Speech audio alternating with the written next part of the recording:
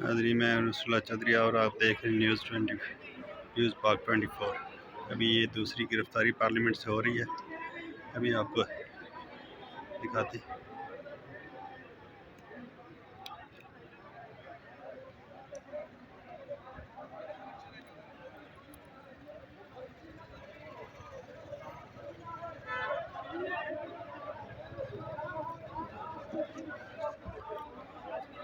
Barrister Gauhar को गिरफ्तार किया जा रहा है। अभी बैरिस्टर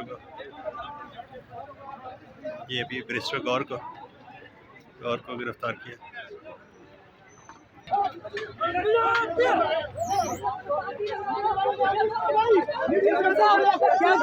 क्या कहेंगे?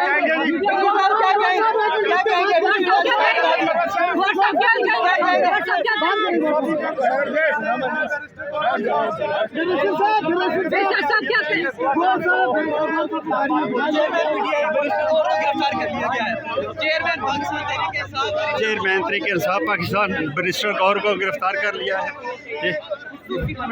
आपको दिखा रहे हैं पार्लियामेंट के बाहर से। अभी आप देख सकते हैं बैरिस्टर गौहर को गिरफ्तार किया है।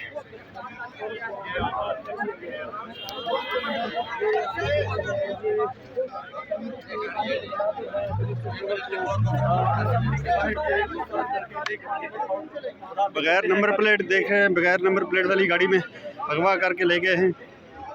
नाज़रीन, आप